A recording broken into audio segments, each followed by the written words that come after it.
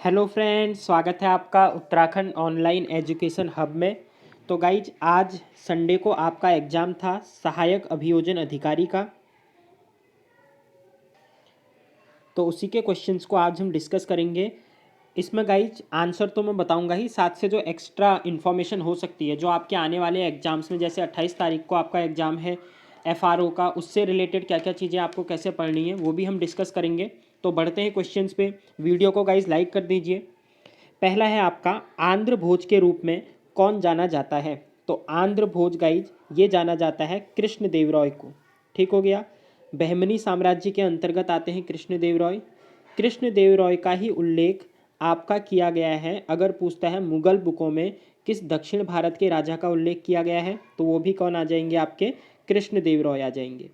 कृष्ण देव रॉय के ही दरबार में आपके अष्ट दिग्गज रहते थे। ठीक है गाइज, अष्ट दिग्गज किसके दरबार में रहते थे पूछेगा, तो ये रहते थे कृष्ण देव रॉय के। लेकिन अष्ट प्रधान बोलेगा तो वो आ जाएंगे आपके इधर मराठाओं में। अगला बढ़ते हैं। निम्न में से किसे काकोरी षड्यंत्र कांड में आजीवन कारावास हुआ था? अब यहाँ पर देखिए किसकी बात चल रही है, काकोरी षड्यंत्र कांड की। तो सबसे पहले ये हुआ कब? ये हुआ था आपका 9 अगस्त 1925 को। दूसरी बात क्या, अभी इसी काकोरी कांड को, ठीक है, चेंज कर दिया गया है। काकोरी केस मतलब इस षड्यंत्र कांड, इस कांड नाम को क्या कर दिया गया है यूपी गवर्नमेंट के द्वारा, इसको हटा दिया गया है। एक नॉर्मल केस बना दिया गया, मतलब इसका नाम चेंज कर दिया गया है, ये आपको याद रखना है। इसमें क्या था देखिए, फांसी किस किस को हुई थी? सबसे पहला पॉइंट आ गया एग्जाम्स में, ये बन सकता है आपका। तो इसमें सचिंद्र नाथ सान्याल जी को क्या हुआ था? आजीवन कारावास हुआ था। तो आपको नाम याद रखना है, सचिंद्र नाथ सान्याल, इनको क्या हुआ था? आजीवन कारावास। तो इसका आंसर आपका ऑप्शन नंबर क्या हो जाएगा? डी हो जाएगा। अब अगर पूछें ये केस कितने टाइम तक चला था? 10 मंथ्स, 10 महीनों तक ये केस चला था। 6 अप्रैल 1927 को इसकी क्या आती है गाइज, आपकी रिपोर्ट आती है, मतलब जज अपना डिसीजन सुनाते हैं, और जज का नाम था हैमिल्टन। देखिए कुछ भी UK triple S C UK P S C पूछ लेता है, तो तब आपको ये सब याद रखना है। दूसरा क्या है देखो, 8 अगस्त को जब मीटिंग बैठाई गई थी तो अशफाक उल्ला खां, ठीक है, अशफाक उल्ला खां ने इस षड्यंत्र कांड का क्या किया था? विरोध किया था। हालांकि बाद में मान गए थे, लेकिन अगर पूछता है इसका विरोध किसके द्वारा किया गया, तो ये अशफाक उल्ला के द्वारा इसका क्या किया गया था? विरोध किया गया था। नेक्स्ट है, बनारस में संस्कृत कॉलेज की स्थापना किसने की? तो फेमस कॉलेज, ये क्वेश्चन है आपका। संस्कृत कॉलेज बनारस में खोला गया था जोनाथन डंकन के द्वारा 1791, 1791 में। अगला है, निम्न में से किस देश के साथ रेड क्लिफ रेखा सीमा बनाती है? तो माउंट बेटन योजना के तहत भारत और पाकिस्तान को क्या किया गया था? अलग किया गया था, और लाइन डाली गई थी रेड क्लिफ के द्वारा। इसीलिए इंडिया पाकिस्तान की लाइन को कौन सी रेखा बोला जाता है?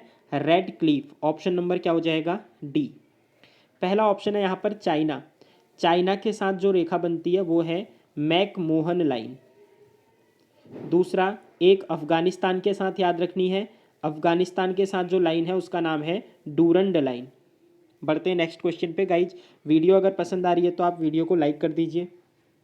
अगला है, निम्न में से कौन सी नदी गंगा नदी की सहायक नहीं है? तो देखिए सोन नदी गंगा में मिलती है, बेतवा नदी किस में जा करके मिलती है? यमुना में मिल जाती है। बाकी गोमती, रामगंगा, ये सब किसकी हैं? गंगा नदी की सहायक है। तो ऑप्शन नंबर बी आपका करेक्ट है। अगला है, निम्न में से कौन सा राष्ट्रीय पार्क उत्तर प्रदेश में स्थापित है? तो दुधवा नेस्ट, काजीरंगा, काजीरंगा कहाँ पर पड़ेगा? आसाम के अंदर पड़ेगा आपका। बांधवगढ़ ये मध्य प्रदेश में पड़ेगा। कार्बेट ये आपका उत्तराखंड, और ये एशिया का सबसे पहला 1936 में। दुधवा राष्ट्रीय पार्क यूपी का है। Option number C correct answer. अगला है, निम्न में से कौन सा राज्य 2011 में सबसे अधिक जनघनत्व रखता है? तो सबसे अधिक जनघनत्व, लगभग 1100 से भी ज़्यादा जनघनत्व बिहार का है। अगर आपसे पूछता है सबसे कम बताओ, तो सबसे कम जनघनत्व किसका है? अरुणाचल प्रदेश का है। ऐसे ही जनसंख्या सबसे ज़्यादा यूपी की, और सबसे कम जनसंख्या पूछता है तो सबसे कम जनसंख्या है सिक्किम की। क्षेत्रफल सबसे ज़्यादा पूछेगा आपसे, तो क्षेत्रफल सबसे ज़्यादा आपका राजस्थान का। अगला है, निम्न में से कौन सा राज्य मानसून वर्षा की सबसे लंबी अवधि रखता है? तो मानसून सबसे ज़्यादा कहाँ रहता है ये पूछ रहा है। देखिए वर्षा होता तो हम कराते आपका मिजोरम इधर वाले साइड में, चेरापूंजी वाला सबसे ज़्यादा इलाका। अब यहाँ पर आंसर क्या हो जाएगा देखो, महाराष्ट्र, केरला, पश्चिम बंगाल, महाराष्ट्र और उत्तराखंड। केरला आई थिंक इसमें करेक्ट होगा गाइज, ऑप्शन नंबर ए। अगला है, निम्न में से कौन सी जगह उत्तर पश्चिमी रेलवे का मुख्यालय है? तो उत्तर पश्चिम, उत्तर और पश्चिम यहाँ पर आएगा आपका कौन सा इलाका? जयपुर। रेलवे स्टेशन कौन सा आता है जोन? जयपुर वाला। ऑप्शन नंबर सी आपका करेक्ट हो जाएगा। अगला है, इंडियन सिविल सर्विस में सुभाष चंद्र बोस का चयन कब हुआ? अब देखिए गाइज क्वेश्चन, ठीक है, चयन की बात कर रहा है। हुआ क्या था, सुभाष चंद्र बोस ने 1920 में एग्जामिनेशन दिया था, उसमें वो चयनित हो गए थे। लेकिन उसके बाद एक और एग्ज़ाम होना था जो होना था 1921 में, और ये एग्ज़ाम उनके द्वारा दिया ही नहीं गया था। तो अब यहाँ पर ऑप्शन में 1920 भी है और 1921 भी है। तो अंतिम चयन हुआ नहीं था, पहले में चयन हो चुका था, एक एग्ज़ाम उन्हें और देना था। तो 1920 आई थिंक इसमें करेक्ट होना चाहिए। अभी आंसर की में देखने को मिलेगा बी और सी में से कौन सा है। अगला है, निम्न क्रांतिकारियों में से किसने लिपिक के रूप में देहरादून में कार्य किया था? तो ये थे Raj Bihari Bose. Option number C आपका करेक्ट हो जाएगा। यहीं से वो क्रांतिकारी गतिविधियों को क्या करते थे आपके इधर जो कॉलेज है फॉरेस्ट कॉलेज, वहाँ से। निम्न में से कौन सा अणु विद्युत शक्ति ग्रह नहीं है? इसमें मेजर आपसे जो पूछा जा रहा है वो पूछा जा रहा है गाइज, जो कोयले से रिलेटेड संयंत्र है ना, वो कौन सा नहीं है? तो रावत भाटा, ककरापार और कैगा, ये तीनों हैं आपके। लेकिन खोपोली आई थिंक महाराष्ट्र में है और ये जल विद्युत परियोजना है एक। तो ऑप्शन नंबर बी आपका करेक्ट हो जाएगा। नेक्स्ट है, निम्न में से कौन सा केंद्र रेशम वस्त्र के उत्पादन के लिए नहीं जाना जाता है? तो सबसे पहली बात, रेशम वस्त्र में कौन कौन से राज्य हैं? कर्नाटका आ जाता है आपका, आंध्र प्रदेश आ जाता है, तमिलनाडु आ जाता है, जम्मू एंड कश्मीर आ जाता है, और उसके बाद आपका वेस्ट बंगाल आ जाता है। तो इनमें देखोगे श्रीनगर आ जाएगा, रत्नागिरी आ जाएगा, मैसूर भी आ जाएगा आपका, लेकिन अहमदाबाद नहीं आएगा। Option number A correct answer हो जाएगा। बागेश्वर का बागनाथ मंदिर किन दो नदियों के संगम पर स्थित है? तो बागेश्वर में बहती है, अगर आप एलिमिनेशन भी करते गाइस, देखिए कोसी गोला गलत हो जाएगा, सरयू बहेगी सही है, लेकिन उसके साथ रामगंगा नहीं आएगी। सरयू और गोमती आपका करेक्ट आंसर हो जाएगा। अगर पूछे बागनाथ मंदिर बनाया किसने था, तो ये लक्ष्मी टाइम, ठीक है, लक्ष्मी चंद के टाइम पर इसको क्या किया गया था, बनाया गया था। अगला है गाइज आपका,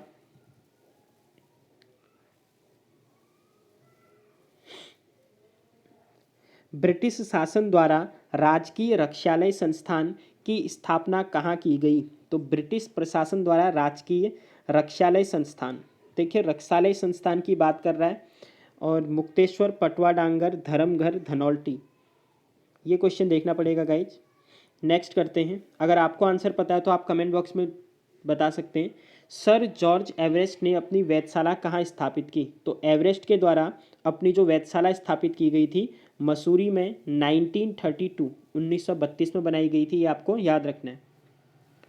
अगला है, ब्रिटिश कालीन कुमाऊं में पहला कुष्ठ आश्रम कहाँ स्थापित किया गया? तो ये 1854 में हेनरी रैमजे ने बनवाया था। कहाँ पर? अल्मोड़ा में। तो ऑप्शन नंबर सी आपका क्या हो जाएगा, करेक्ट आंसर। अल्मोड़ा में भी अगर जगह देखनी है तो करबला नामक जगह पर। अगला क्वेश्चन है, निम्न में से कौन सा युग्म सुमेलित नहीं है?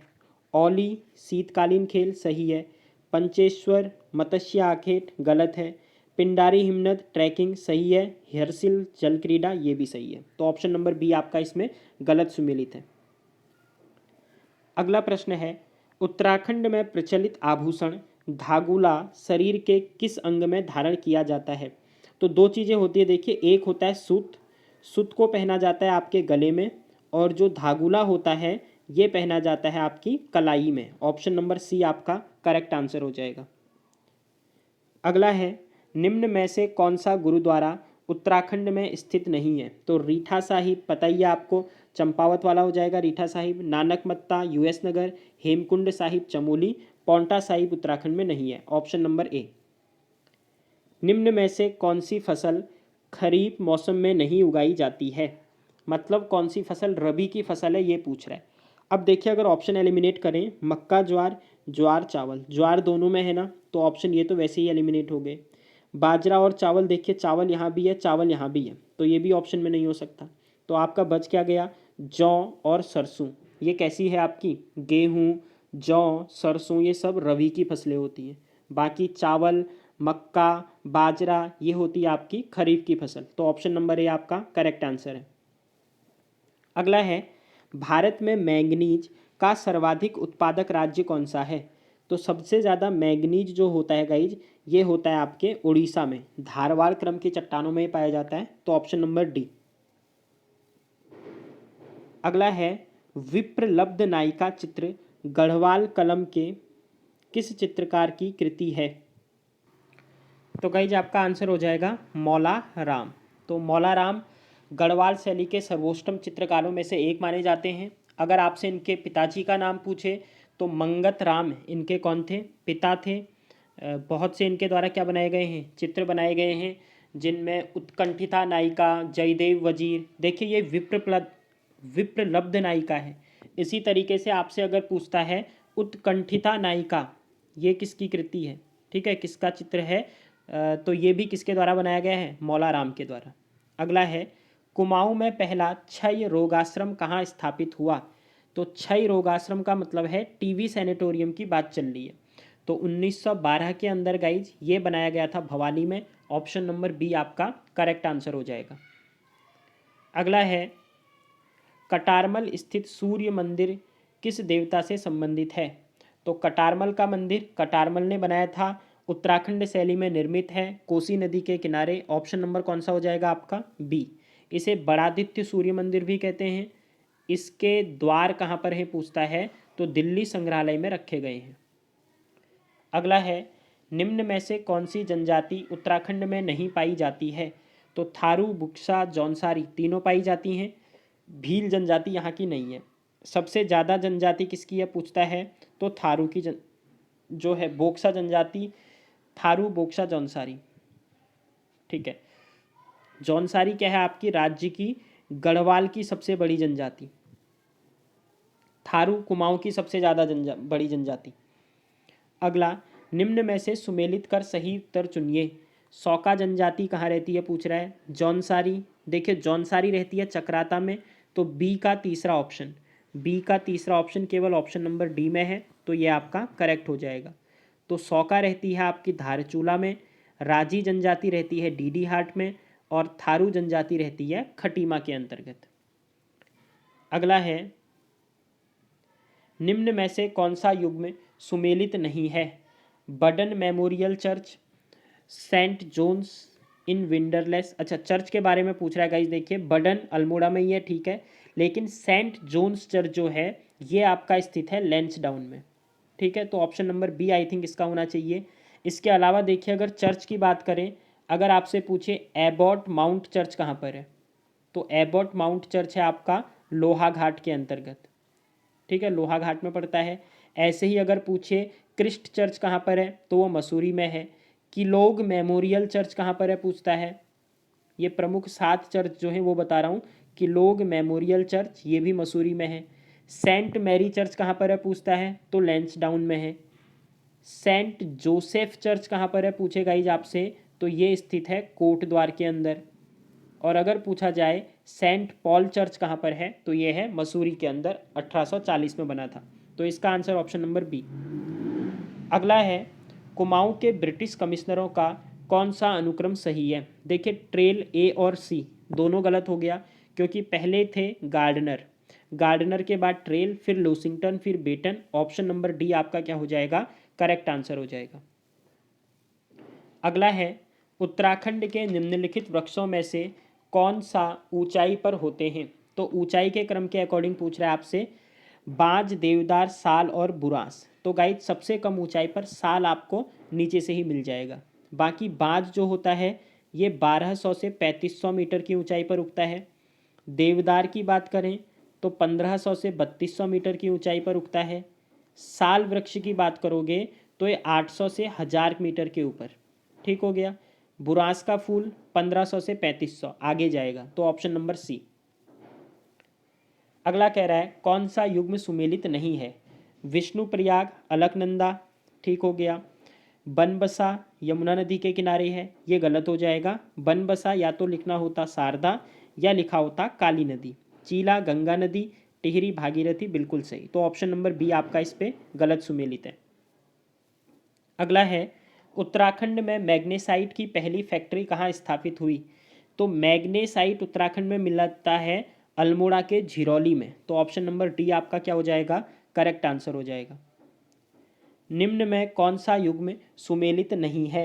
राजाजी राष्ट्रीय उद्यान उत्तरकाशी, तो पहला ही गलत है क्योंकि राजाजी राष्ट्रीय उद्यान देहरादून में है।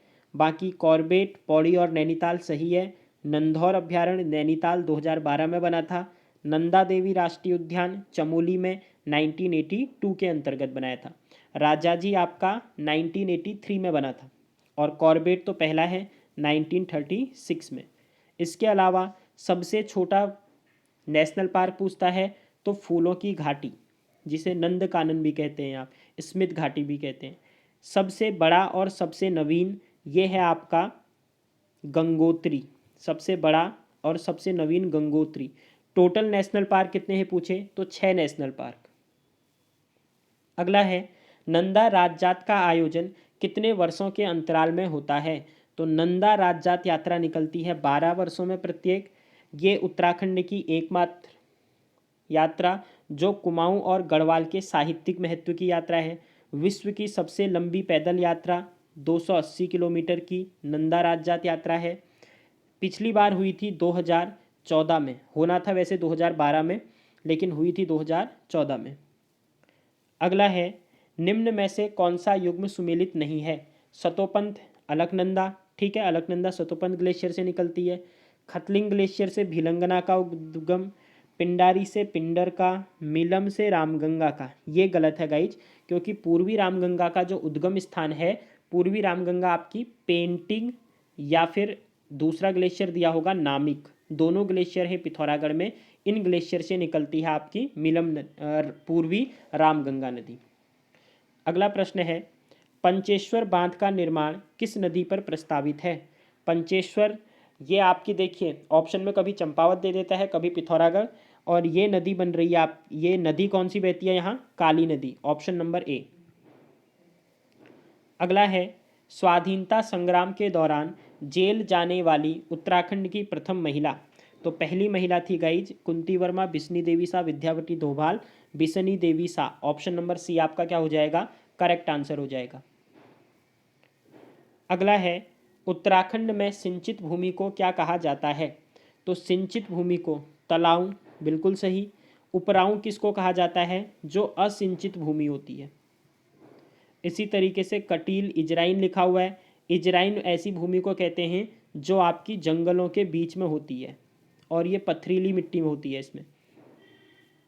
अगला है निम्न में से कौन सा युग्म सुमेलित नहीं है? डोडी ताल उत्तरकाशी, बिल्कुल सही। रूपकुंड चमोली, ये भी सही है। श्यामला ताल नैनीताल गलत है, क्योंकि श्यामला ताल आपका कहाँ पर है? विवेकानंद आश्रम है इसके किनारे, ये पड़ेगा चंपावत में। और तड़ाग ताल अल्मोड़ा, ये भी सही है। अगला है निम्न स्थानों में से कौन सर्वाधिक ऊंचाई पर स्थित है? कर्णप्रयाग, रुद्रप्रयाग, नंदप्रयाग या फिर विष्णुप्रयाग? विष्णुप्रयाग, ठीक है, ये क्या हो जाएगा आपका? करेक्ट हो जाएगा। ऑप्शन नंबर कौन सा गाइज? डी आपका करेक्ट है, क्योंकि विष्णुप्रयाग जो पड़ेगा ये पड़ेगा 1372 के आसपास मीटर में। बाकी सब इसके नीचे के प्रयाग है, तो ऑप्शन नंबर डी। अगला है निम्न में से कौन सी दो नदियां आपस में नहीं मिलती? काली और सरयू बिल्कुल मिलेगी।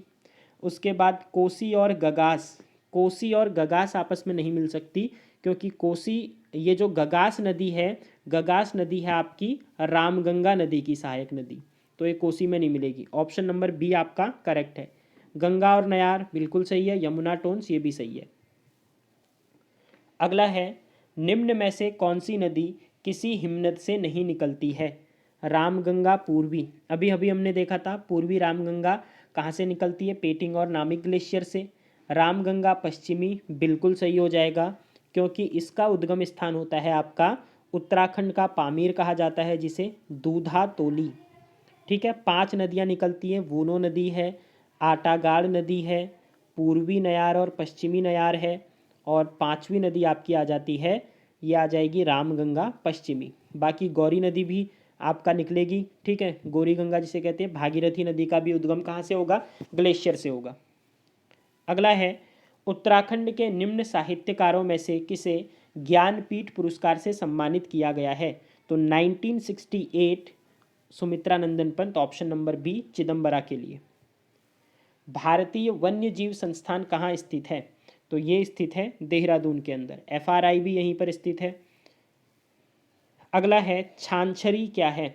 तो गाइज अब देखिए छानछरी, अब ये मेरे पास इंग्लिश में पेपर भेजा नहीं है। अगर ये चांचरी है तो तब तो इसमें आप क्या करके आएंगे, एक टाइप का ये नृत्य शैली है। ठीक है, लेकिन अगर ये प्रॉपर छानछरी लिखा हुआ है तो ये एक बजाने वाला याद वाद्य यंत्र भी होता है।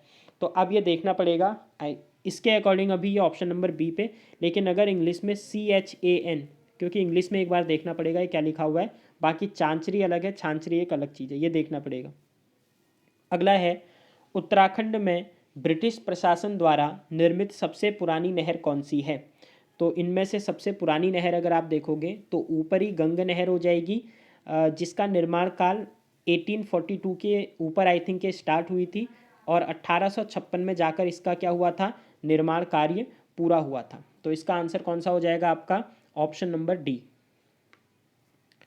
अगला है, राष्ट्रीय जैव विविधता प्राधिकरण का मुख्यालय कहाँ है? तो राष्ट्रीय जैव विविधता प्राधिकरण, देखिए वैसे मुख्यालयों की बात करोगे तो अलग अलग जगह बहुत है, लेकिन जो केंद्र, जो मुख्य आपका मुख्यालय आता है वो है तमिलनाडु के अंदर, चेन्नई में। एक सींग वाले भारतीय गैंडा का प्राकृतिक आवास कहाँ पर है? तो ये पड़ता है आपका काजीरंगा राष्ट्रीय उद्यान में, ऑप्शन नंबर ए। एक सींग वाले गैंडा के लिए प्रसिद्ध है। 2021 में किस देश ने ICC विश्व टेस्ट चैंपियनशिप जीती?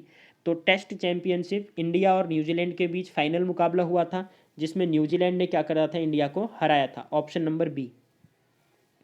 किस टेनिस खिलाड़ी ने एक विशेष ग्रैंड स्लैम प्रतियोगिता 11 बार जीती है? तो ये भी करंट का क्वेश्चन है गाइज। इसमें क्या है देखिए, रोजर फेडरर, नोवाक जोकोविच और राफेल नडाल, ये तीनों ऐसे व्यक्ति हैं जो आपके ग्रैंड स्लैम को 20 बार जीत चुके हैं।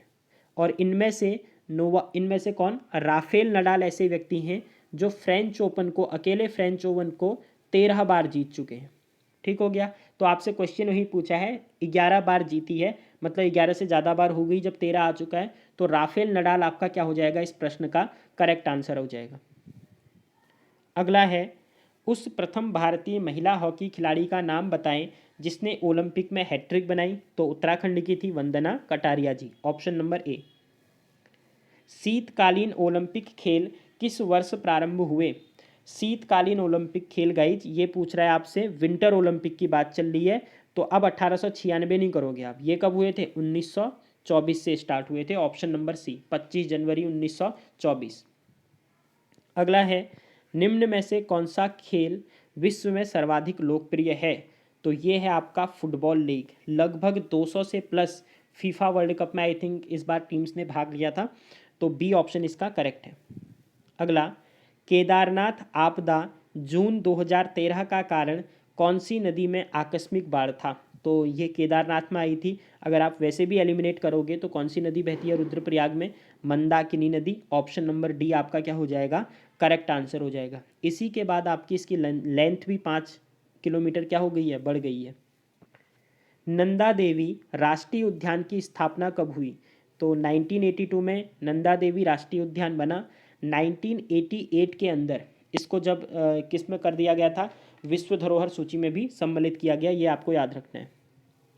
अगला है, विटामिन B12 में क्या होता है? तो B12 का नाम ही क्या है आपका, कोबालोमिन है। और कोबालोमिन क्यों नाम है? क्योंकि इसके अंदर कोबाल्ट की क्या होती है, अधिकता होती है, ऑप्शन नंबर सी। कृत्रिम रूप से फलों को पकाने के लिए उपयोग में कौन सी गैस लाई जाती है? तो गाइज ये होती है एसिटिलीन और साथ में ethylene, option number D.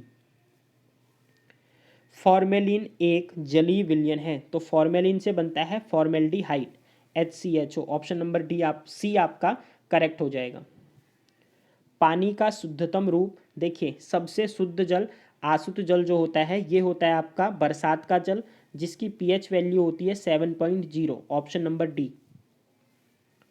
Next है सोडियम कार्बोनेट का सामान्य नाम है, तो Na2CO3.10H2O बोला जाता है। ये आता है आपके कपड़े धोने के काम, धोने का सोडा, ऑप्शन नंबर सी। तो 60 का आंसर आपका क्या हो गया, ऑप्शन नंबर सी। नेक्स्ट पर बढ़ते हैं। वयस्क मानव शरीर में हड्डियों की संख्या होती है, तो मनुष्य में 206, लेकिन अगर आपसे पूछता नवजात शिशु जब पैदा होता है तो तब उसमें होती हैं 300 हड्डियाँ। समल भोजिता देखी जाती है, समल भोजिता, समल भोजिता, खुद के मल। देखिए अगर ये समल भोजिता हिंदी में गाइज ये लिखा हुआ है, अगर इसका इंग्लिश मीनिंग यही है कॉप्रोफॉगी, ठीक है, तो तब ये हो जाएगा रैबिट इसका आंसर। कॉप्रोफॉगी क्या होती है, जो अपने ही मल को खुद खा लेते हैं, और खरगोश ऐसा करता है आपका, तो ऑप्शन नंबर सी होना चाहिए आई थिंक। अगला है शुक्राणु के एक्रोसोम का निर्माण होता है, तो शुक्राणु जब आपके निकलते हैं इसमें क्या होता है, आउटर मोस्ट पार्ट होता है आपका एक्रोसोम, ये निकलता है आपका गोल्जी कॉय का ही ट्रांसफॉर्मिंग रूम होता है, ऑप्शन नंबर डी। अगला है यदि किसी प्रक्षेप्य का उड्डयन काल 10 सेकंड हो तो इसके द्वारा महत्तम ऊंचाई क्या होगी। तो फॉर्मूला क्या होता है, देखिए मैक्सिमम हाइट, ये आपने पढ़ा हो अगर, ठीक है, प्रक्षेप्य गति कहते हैं प्रोजेक्टाइल मोशन, H=1/8 GT²। तो जी की वैल्यू भी 10 है, टी की वैल्यू भी 10 × 10/8, 2 चक्को 8, 2 पंचे 10, 2 पंचे 10, 2 पंचे 10, 5 का क्यूब हो जाएगा 125, तो आंसर हो जाएगा 125 मीटर। एक और याद रखना, H बराबर होता है U², एक होता है 2U sin θ/G, ठीक है। नेक्स्ट है किस माध्यम में ध्वनि की चाल अधिकतम होती है, तो ध्वनि की चाल अधिकतम धातुओं के अंदर, और न्यूनतम बोलेगा तो न्यूनतम होती है निर्वात के अंदर। अगला भारत में, जबकि प्रकाश की इसका उल्टा होगा, ये भी याद रखना, प्रकाश की चाल अधिकतम निर्वात में होगी। भारत में किस उच्च न्यायालय का सबसे बड़ा न्यायाधिक क्षेत्राधिकार है, मतलब सबसे ज़्यादा न्यायिक मामले यहाँ पर, सबसे ज़्यादा न्यायिक मामले भी नहीं कहेंगे, न्यायिक क्षेत्राधिकार, मतलब यहाँ पर क्या है गाइज, 7 स्टेट्स, मतलब 7 क्षेत्रों के क्या हैं, स्टेट्स के न्यायिक मामले आते हैं, और ये है आपका गुवाहाटी, ऑप्शन नंबर डी आपका करेक्ट है। लेकिन अगर पूछे सबसे ज़्यादा मामले कहाँ पर हैं तो तब इलाहाबाद आएगा। नेक्स्ट है पंचायती राज सूची में सम्मिलित है, तो पंचायती राज सूची की बात की जा रही है। पंचायती राज को 11वें शेड्यूल में रखा गया है, और ये आया था आपका राज्य सूची के अंदर रखा गया था इसे, तो ऑप्शन नंबर कौन सा हो जाएगा गाइज इसका, डी। संविधान की 6ठी अनुसूची के प्रावधान निम्न में से किस राज्य में लागू नहीं होंगे। अब देखिए 6ठी सूची का प्रावधान बोला ही किसके लिए गया है, जो अनुसूचित जनजाति के क्षेत्र हैं, तो उसमें आपके कौन कौन से आ जाते हैं, असम आ जाता है, मेघालय आ जाता है, त्रिपुरा आ जाता है, मिजोरम आ जाते हैं। ये जो आपके साउथ इधर 7 सिस्टर वाले क्या होते हैं, स्टेट हैं। तो इनमें से ऑप्शन देखना था आपको, ऑप्शन में क्या हो जाएगा, गोवा पर ये लागू नहीं होगा। अगला है भारत के एकमात्र राष्ट्रपति जो निर्विरोध निर्वाचित हुए, तो निर्विरोध नीलम संजीव रेड्डी जी को चुना गया था। बहुत बार पूछता है गाइज, ये भी याद रखना है, 6 नंबर के आपके राष्ट्रपति बनाए गए थे। 73वां संशोधन में वर्णित राज्य के नीति निर्देशक तत्व। अब अगर आपको पता है 73 कॉन्स्टिट्यूशनल अमेंडमेंट है किससे रिलेटेड, तो 73वां संविधान संशोधन है आपका पंचायती राज से रिलेटेड, और पंचायती राज में अनुच्छेद 40 के अंतर्गत बोला गया है कि राज्य में पंचायती राज का क्या करा जाएगा, निर्माण किया जाएगा, तो ऑप्शन नंबर ए। ऐसे ही अगर समानता किस में बोली गई है बोलेगा, तो अनुच्छेद 44 में। अगला है भारत के प्रथम उप प्रधानमंत्री कौन थे, तो उप प्रधानमंत्री उसके बाद वो प्रधानमंत्री जी भी बने थे, सरदार वल्लभ भाई पटेल, ऑप्शन नंबर बी। भारतीय संविधान के अंतर्गत किसी गिरफ्तार व्यक्ति को कितने घंटों के भीतर नज़दीकी न्यायाधीश के सम्मुख पेश किया जाना अनिवार्य है? तो 24 घंटे के अंतर्गत लाना अनिवार्य है। इसी को आपका बंदी प्रतिरक्षण भी बोला जाता है, ठीक है, जो आपकी एक टाइप की रिट हो जाती है।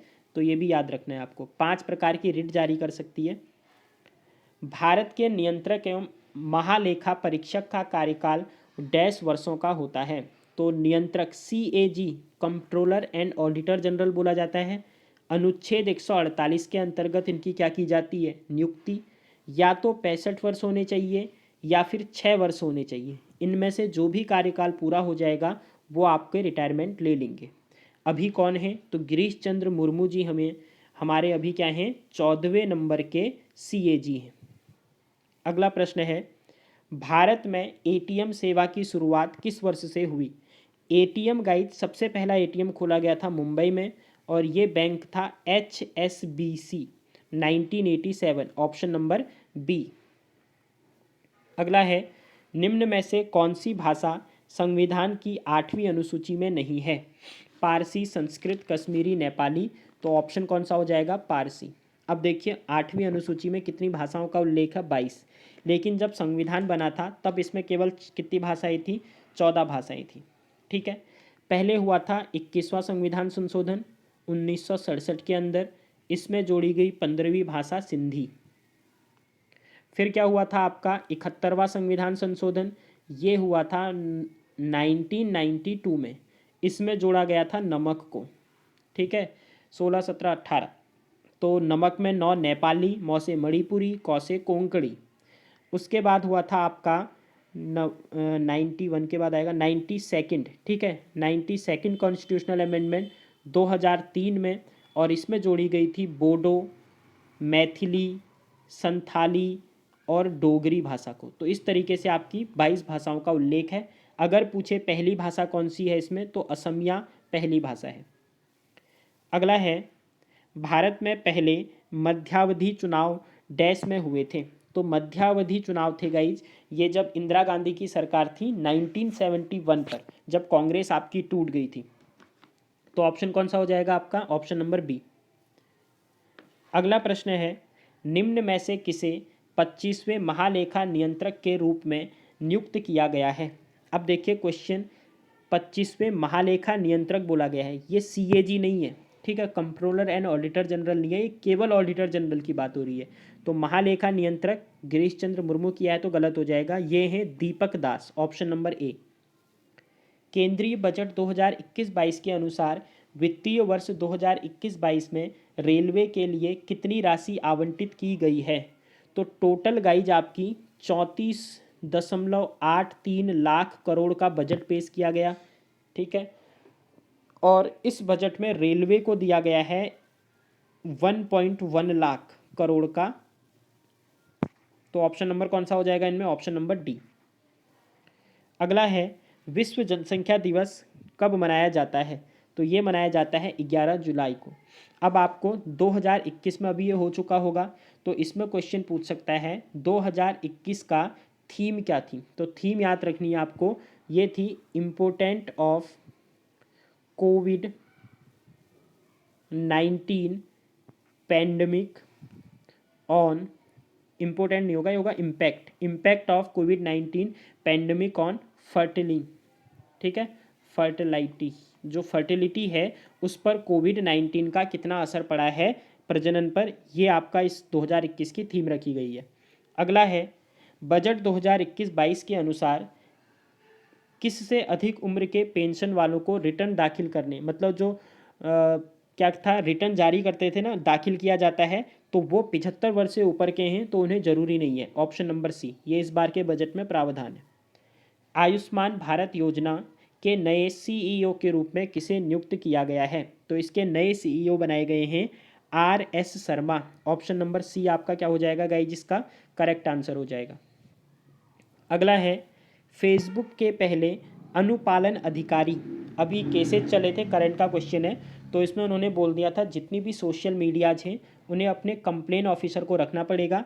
तो फेसबुक ने क्रिस ह्यूज को अपना क्या, नहीं क्रिस ह्यूज नहीं, हेनरी मोनिज को क्या बनाया था अपना अनुपालन अधिकारी या शिकायत अधिकारी, ये तो थे फेसबुक के। दो और आपको याद रखने हैं। ट्विटर की वजह से ये केस आपका सामने आया था, तो ट्विटर ने अपना शिकायत अधिकारी बनाया था विनय प्रकाश को। ठीक है, ट्विटर ने विनती की, ये कर सकते हो, विनय प्रकाश। दूसरा याद रखना है आपको व्हाट्सएप का। व्हाट्सएप ने बनाया है परेश बी लाल जी को।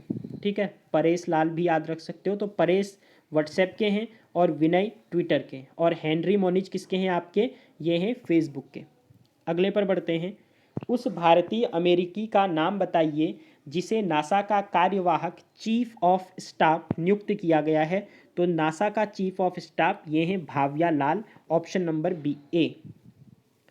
अगला है, किस राज्य के मुख्यमंत्री ने हर घर पानी हर घर सफाई मिशन प्रारंभ किया। तो ये आपके पंजाब के मुख्यमंत्री थे उस समय, अब चेंज हो चुके हैं, ऑप्शन नंबर बी। ऑक्सफोर्ड शब्दकोश द्वारा किस शब्द को वर्ष 2020 का हिंदी शब्द घोषित किया गया। तो 2020 का हिंदी शब्द घोषित किया गया है आत्मनिर्भरता को। अगर 2019 की बात करें तो 2019 का था संविधान। ठीक है, इसमें क्या होता है, मतलब ये लेटर अब आपको ऑक्सफोर्ड यूनिवर्सिटी में जो ऑक्सफोर्ड की डिक्शनरी है उसमें एज इट इज़ मिलेंगे। ए से आप देखेंगे तो आत्मनिर्भरता इंग्लिश का वर्ड हो जाएगा।